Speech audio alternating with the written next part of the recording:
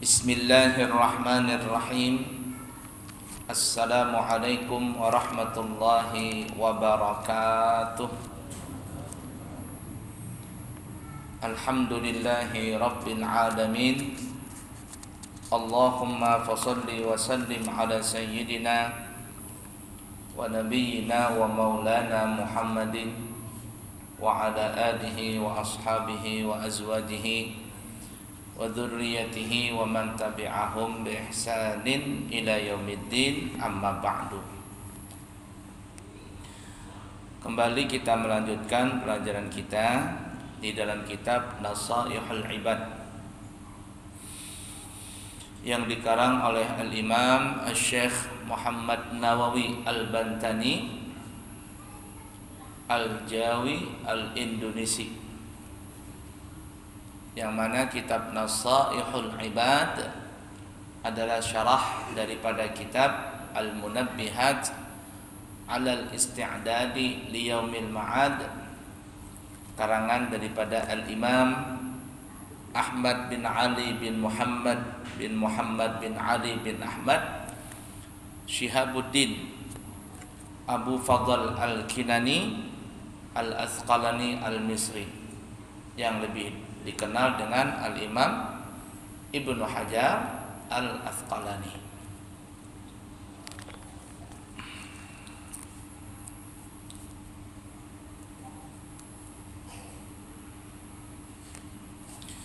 Baik,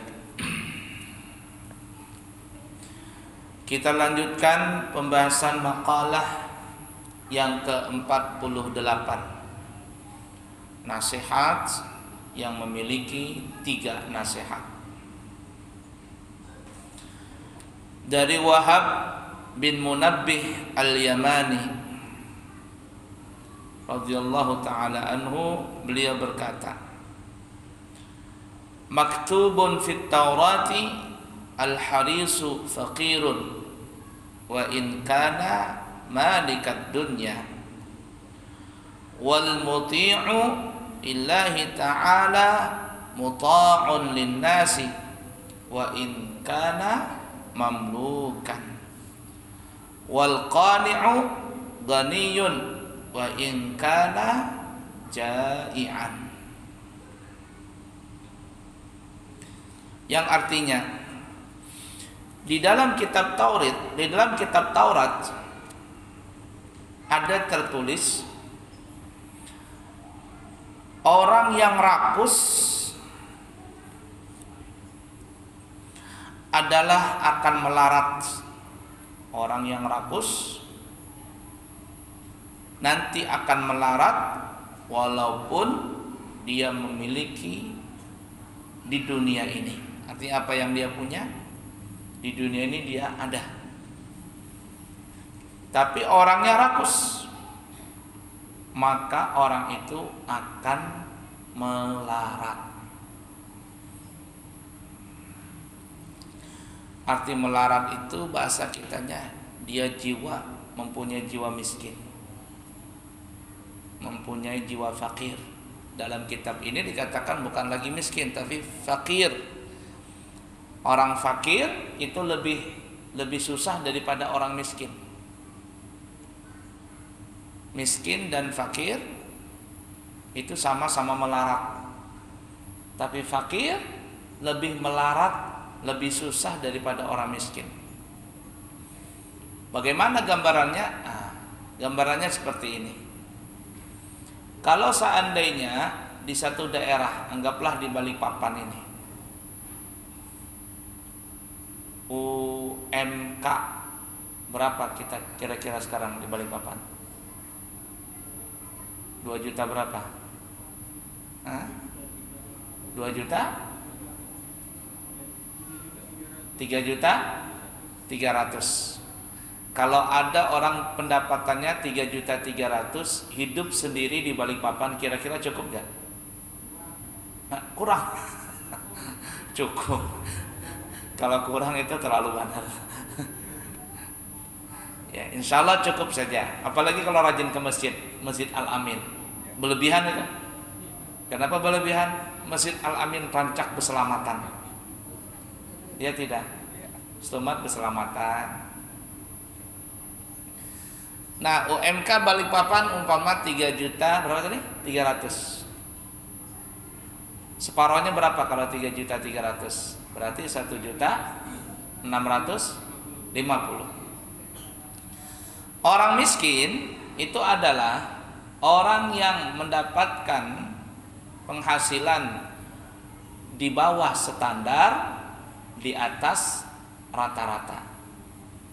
Artinya kalau seandainya UMK tadi 3 juta 300 dibagi 2, yakni 1 juta 650, jikalau ada orang mendapatkan gaji cuma 2 juta, pendapatannya 2 juta sebulan, maka orang itu masuk kategori orang miskin. Itu kalau hidup sendiri. Bagaimana kalau bisi anak, bisi bini dan sebagainya? Berat lagi. Nah, jadi kalau ada orang mendapatkan penghasilan di bawah standar, di atas separoh, di bawah standar, di atas separoh, itu namanya miskin. Tapi kalau seandainya dia mendapatkan penghasilan di bawah separoh, di bawah standar dan di bawah separoh, itu bukan lagi miskin, tapi namanya fakir. UMK 3 juta 300, dia mendapatkan hanya umpama 1 juta saja atau 1,5 juta, maka orang ini masuk kategori fakir.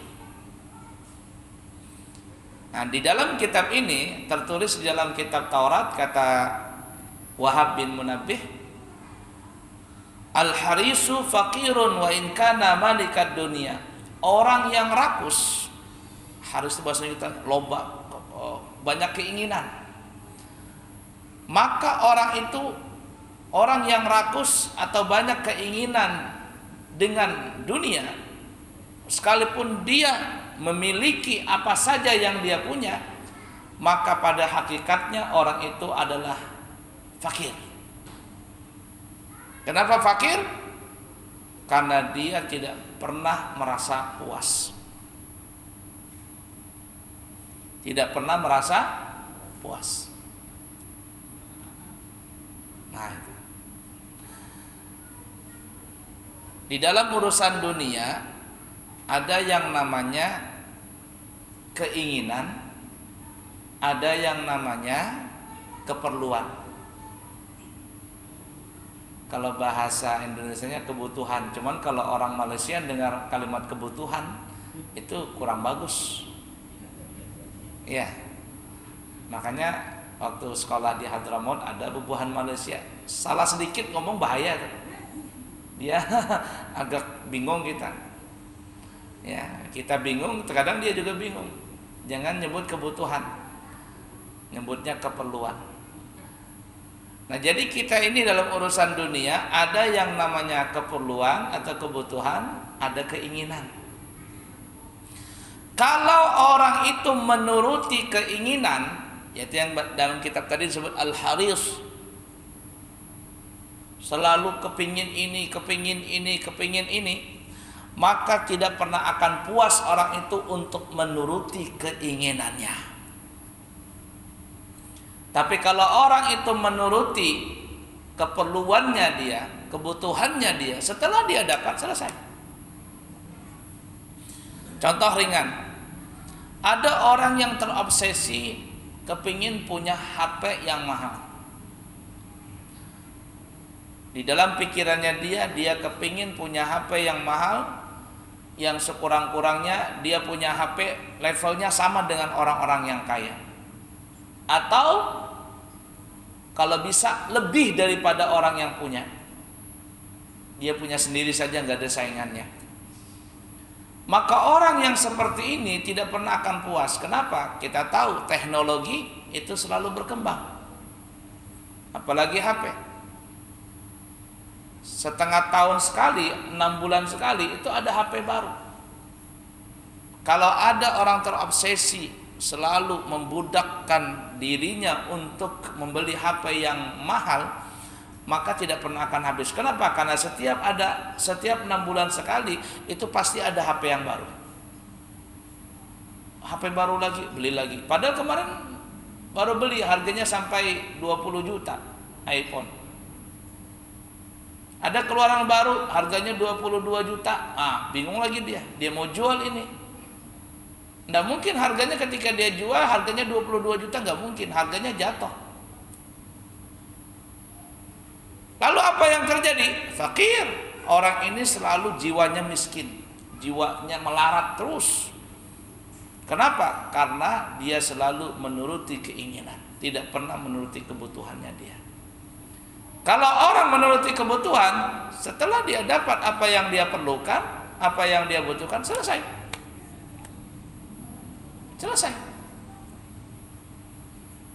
Nah, oleh karena itu, al-harisu faqirun wa in kana malikat dunia. Orang yang budak, orang yang terbudak jiwanya dengan kepingin memiliki dunia, maka dia itu jiwanya akan selalu melarat.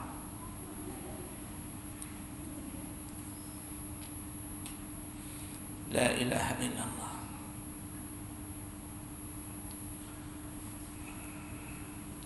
Apalagi rakus ya. Al-haris itu orang yang terobsesi terus. Kalau kata lain daripada rakus tuh, al-haris itu adalah tomak. Tomak itu rakus juga. Tomak itu terdiri daripada 3 huruf, to, mim, ain. Kata ulama,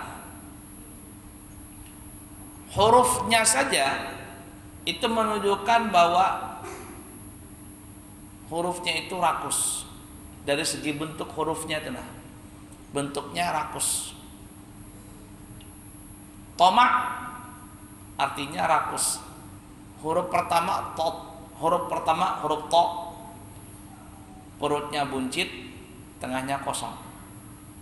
To itu buncit enggak perutnya? Buncit, tengahnya kosong. Yang kedua huruf mim.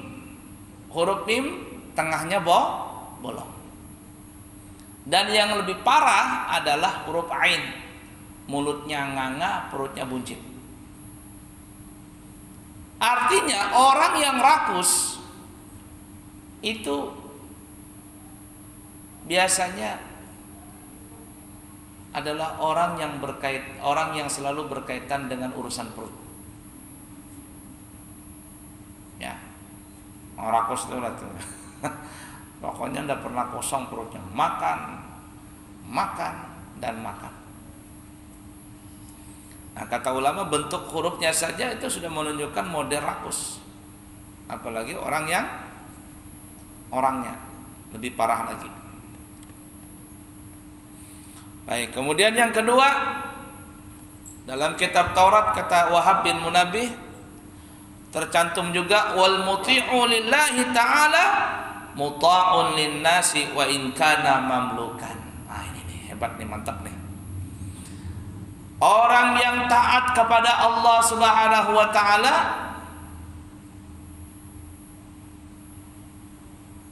adalah orang yang akan disegani dan ditaati oleh orang lain sekalipun dia seorang budak. Jadi kalau orang dekat sama Allah Ta'ala, dia pegang Allah Ta'ala, maka manusia akan nurut kepada dia. Nurut kepada dia ini bukan karena duit, bukan karena apa-apa, tapi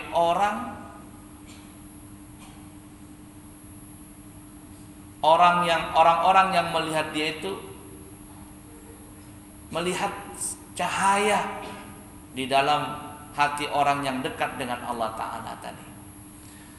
Maka orang-orang yang melihat cahaya itu pasti akan mendatangi cahaya itu. Baik dia orang yang baik ataupun orang yang jahat, pasti akan mendekat dengan cahaya itu. Karena semua orang pasti senang dengan cahaya. Yang dimaksud ini cahaya keimanan. Rahasia antara dia dengan Allah Ta'ala itu menjadikan orang lain tertarik untuk mendatangi keindahan antara dia dengan Allah tadi.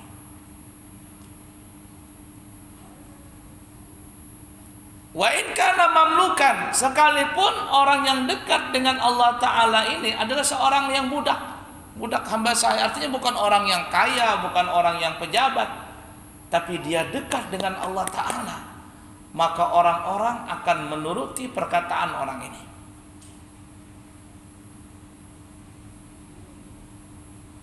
Walaupun dia tinggal di tengah hutan, pasti didatangi orang.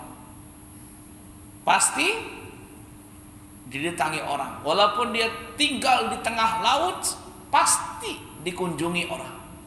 Walaupun dia tinggal di atas bukit dan gunung, pasti akan didatangi orang. Kenapa? Karena orang mendatangi cahaya yang dia punya, yang dia dapat karena dekat dengan Allah Ta'ala. Tapi bagi orang yang tidak dekat dengan Allah Ta'ala, mungkin ada saja orang yang dekat dengan dia. Tapi orang yang dekat dengan dia itu bukan karena cahaya, tapi karena ada keinginan yang lain. Bos mafia, bos geng nih, anak buahnya mungkin banyak. Kenapa anak buahnya nurut sama dia? Karena bosnya ngasih duit. Coba kalau bosnya tidak punya duit, selesai sudah. Anak buah ini nurut, kenapa? Ada duitnya masih. Coba habis duitnya, mana mau lagi nurut. Jadi orang-orang yang dekat dengan orang ini bukan karena Allah, tetapi karena ada maunya, ada udang di balik batu. Kalau sudah habis duitnya, mana lagi orang suka. Nah, yang penting dari semua itu adalah dekatkan diri kita kepada Allah Ta'ala, maka orang lain akan tunduk kepada kita.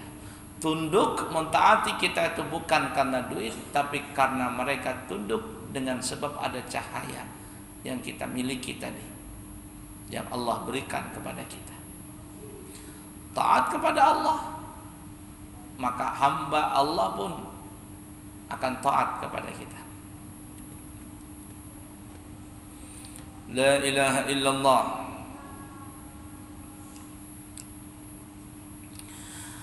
Yang ketiga, wal qani'u ghaniyun wa in kana ja'ian. Dan orang yang qanaah,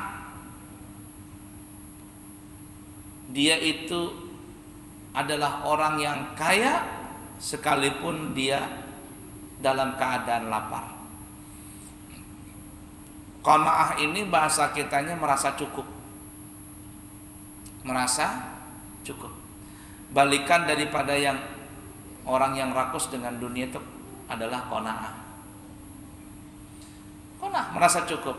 Allah sudah beri, alhamdulillah. Cukup sudah. Tidak lagi ibarat kata jar orang Banjar berhimat-himat mencari dunia, siang jadi malam, malam jadi siang. Mengumpuli duit berjuta-juta, pas hari tua garing. Dilarang dokter makan ini, makan itu, minum ini, minum itu.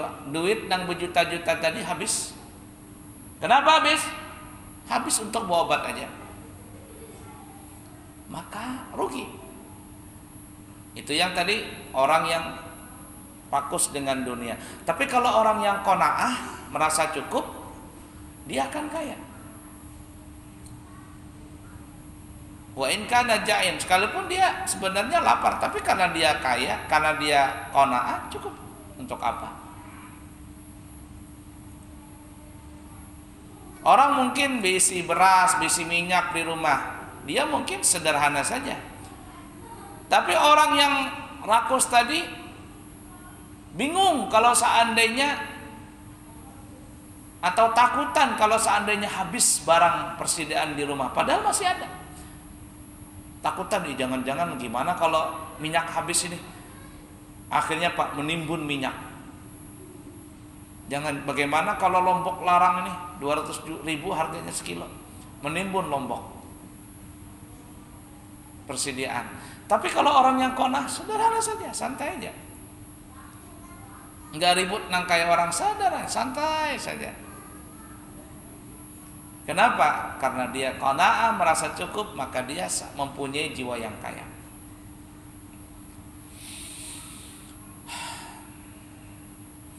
Salah satu nasihat Syekh Muhammad bin Abdul Karim As-Samani yang kita kenal dengan Syekh Muhammad Saman, Syekh Saman.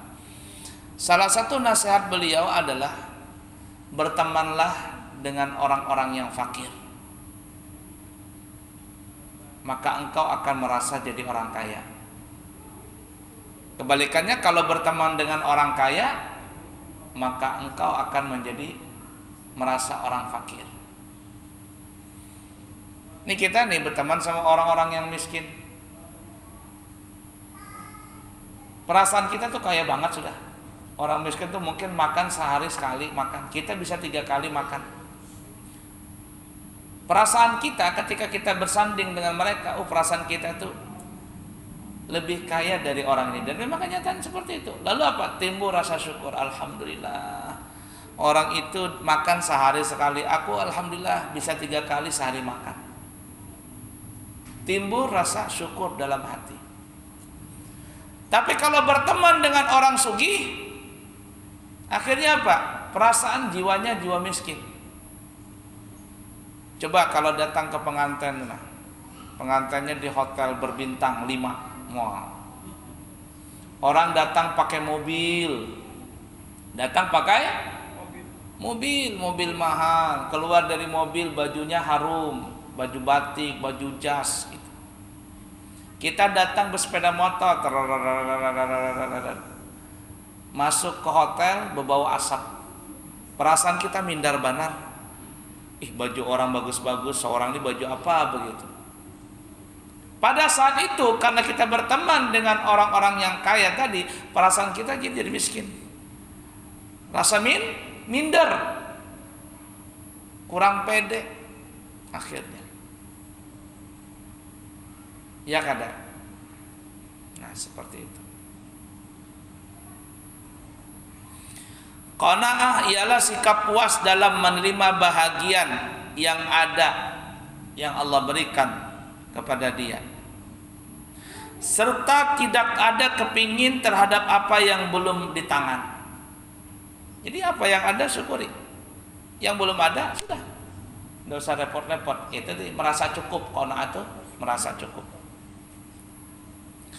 Karena itu orang yang qanaah tetap berkualitas dalam hatinya, mempunyai jiwa kaya, walaupun memang seandainya, walaupun memang dia juga perlu, tapi karena dia mempunyai jiwa kaya, jaga image tadi itu, menjaga kehormatannya, sehingga dia Allah cukupkan dalam kebutuhannya dia. Tidak terlihat seperti orang minta-minta, rakus begitu. Al-Kisah, ada seorang wanita tahanan melarikan diri dari negeri orang kafir. Untuk itu ia berjalan sejauh 200 parsakh. Mungkin 200 parsakh ini ya anggaplah kurang lebih 100 kilo lah ya, atau lebih. Tanpa pernah makan apa-apa. Setelah ditanyakan bagaimana memperoleh kekuatan seperti itu, ternyata wanita itu menjawab, setiap kali aku lapar, maka aku membaca surah Al-Ikhlas 3 kali. Kemudian aku pun menjadi kenyang. Nah ini makamnya tinggi nih. Baca surah Al-Ikhlas saja kenyang. Kita baca surah Al-Ikhlas 3 kali, Al-Falaq, An-Nas 3 kali, ayat kursi, tahlil lagi, la ilaha illallah, tambah lapar. Kenapa belum ikhlas lagi kita? Surah Al-Ikhlas ya kata orang kita surah Qul huwallahu ahad. Surah Al-Ikhlas itu adalah surah yang unik. namanya Al-Ikhlas, tapi tidak ada kalimat ikhlas di dalam ayat Al-Quran surah tersebut, di dalam surah tersebut. Kalau surah yang lain ada namanya surah An-Nas. Kenapa disebut An-Nas? Karena ada kalimat An-Nas, kata-kata An-Nas di ayat Al-Quran surah An-Nas tuh. Qul a'udzu birabbin nas, ada An-Nas. Kenapa disebut surah Al-Falaq? Karena di situ ada kalimat Al-Falaq di ayat-ayatnya. Qul a'udzu birabbil falaq. Dan begitu juga surah-surah yang lain. Tapi surah Al-Ikhlas dinamakan surah Al-Ikhlas, tapi hebatnya tidak ada kalimat ikhlas di dalam ayatnya. Qul huwallahu ahad, Allahus samad, lam yalid wa lam yulad wa lam yakul lahu kufuwan ahad. Artinya kalau orang ikhlas, yang timbul itu adalah perbuatannya, bukan ucapannya. Orang ikhlas ya, kalau orang ikhlas bekerja, bukan omongan yang dia tunjukkan, tapi hasil dari pekerjaannya itu. Tapi kalau orang tidak ikhlas, biasanya omongannya gede banget. Ya, kalau orang tidak ikhlas, biasanya wah aku ini begini, aku. Sifat ananiyahnya tinggi. Apa tuh ananiyah? Anak-anak, aku. Ketika praktek nol. Tapi kalau orang ikhlas, kerjanya lebih banyak, omongnya sedikit. La ilaha illallah. Surah Al-Ikhlas itu. Kalau guru sekumpul memberikan amalan ya, ini bagus nih ya, diamalkan bagi orang-orang yang kerja kuli, kerja tukang dan apa sajalah. Kalau bulan puasa kan mereka itu kan capek ya, terutama kuli, terutama sales jalan ke sana kemari. Kalau sudah puasa udah tahan dia, terkadang sampai mau pingsan, akhirnya paksa berbuka. Nah itu ada amalannya supaya kada kelaparan, kada kehausan. Ketika makan sahur, kemudian dia minum. Nah dia minum itu, sebelum dia minum dia baca surah Al-Kautsar 3 kali. Inna a'tayna kal kautsar, sampai akhir surah. Kami berikan kepada engkau telaga Al-Kautsar. Telaga Al-Kautsar kan berarti air itu. Siapa yang minum tidak pernah akan kehausan. Maka dia bacakan itu di air, lalu dia minum. Dia enggak haus. Dia bekerja insyaallah kuat, enggak gampang haus. Nah, wa yajrikum quwwatan ila quwwatikum. Itu amalan koroni. Ala kulli hal ya. Baik. Itu dulu, nanti kita sambung lagi ya. Ada pertanyaan?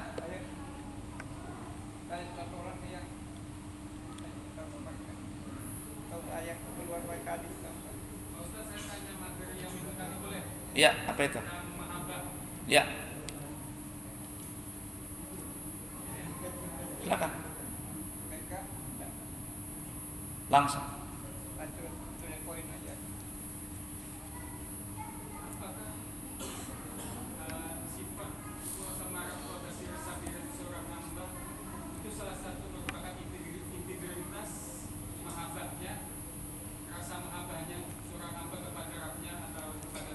Bisa jadi orang sabar itu adalah salah satu juga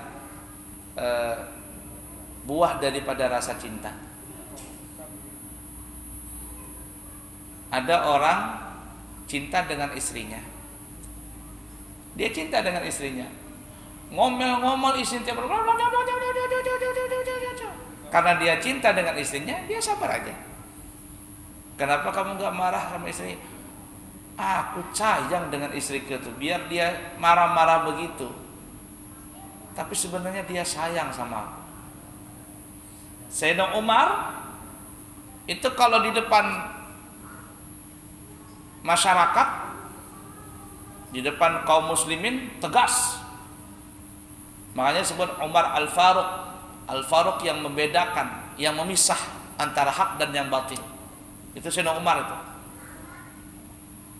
Tegas, tidak ada yang berani dengan Umar. Anak berkelahi, ayo sekalian. Jagonya itu Sayyidina Umar. Tapi ketika beliau balik ke rumah, mati kutu lawan bini. Disariki bini, dia aja Sayyidina Umar. Jadi para sahabat ngelihat, ditanya, ya Umar, ketika engkau keluar, engkau bagaikan singa. Tapi ketika engkau kembali ke rumah, engkau bagaikan kucing. Bahasa kitanya gitu tuh. Kenapa wahai Umar? Apa kata Sayyidina Umar? Bagaimana aku mau marah dengan istriku? Dialah yang melahirkan anak-anakku. Dialah yang bisa menjaga syahwatku.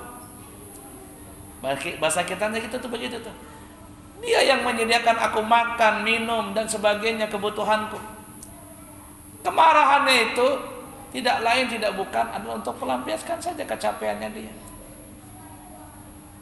Sayyidina Umar tahu tuh, sabar. Nah itu. Jadi bolehlah seperti itu. Salah satu bentuk cinta tadi seseorang, dia sabar. Ya enggak? Coba ingatlah Bahari itu waktu bubuhan pian pacaran Bahari, dicubit lawan pacar tuh, merah paha, kada saling. Kada saling. Tuh. Setempat nanti pas balik melihati, ini aku dicubit kemarin lah. Itu berbulan-bulan perasaan itu masih senang. Coba sudah berbini 15 tahun, 20 tahun, cubit aja laki. Bisa ditampar laki. Kenapa? Berkurang sudah cintanya. Makanya kata para ahli nih ya, cinta itu biasanya berkaitan dengan fisik. Cinta itu berkaitan dengan fisik. Tapi kalau dia sayang, dia bukan berkaitan dengan fisik. Ya, kalau dia sudah sayang, mau fisik bagaimanapun dia sayang. Kita sama anak tuh nah. Kita sama bilang anak apa? Sayang. Jarang kita bilang oh cintaku, cinta. Enggak, kita bilang oh sayang, oh sayang. Walaupun anak itu hirang bagaimanapun dan sebagainya, nakal dan sebagainya, namanya anak, kita tetap sayang. Ada yang mukul dia, padahal dia yang salah. Anak kita yang salah, tapi dipukul sama orang. Berani kita melawan anak kita. Jangan orang anak pian yang salah, tapi anak-anak jangan dipukul lah. Kalau pukul saya, berani kita. Kenapa? Karena kita sayang. Cukup? Jauh boleh kena kampur awal. Apa lagi?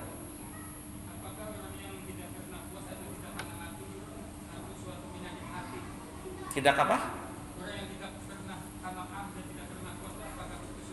Tidak pernah qanaah, tidak pernah. Iya, penyakit hati. Salah satu penyakit hati itu adalah hubbud dunia. Cinta dengan urusan dunia. Dan urusan dunia itu adalah ya tadi, rakus, tidak pernah merasa cukup dalam urusan dunia. Ya, itu salah satu min amradil qulub, salah satu daripada penyakit-penyakit hati. Ala kulli hal, mudah-mudahan Allah sembuhkan segala penyakit zahir dan penyakit batin kita. Mudah-mudahan Allah ampuni kita, Allah selamatkan kita insyaallah dari dunia sampai ke negeri akhirat. Cukup dulu ya. Saya minta izin langsung jalan, masih ada 6 menit. Karena kalau kemalaman takut ada apa-apa di jalan. Buliknya ke Amburawang, pokoknya paling jauh ke sini dah. Pengajian paling jauh di sini. Paling ujung, namanya juga di ujung sini. Insyaallah cukup dulu, semoga ada manfaatnya. Subhanakallahumma bihamdika asyhadu an la ilaha illa anta astaghfiruka wa atubu ilaik. Wa akhiru kalam, wassalamu alaikum warahmatullahi wabarakatuh.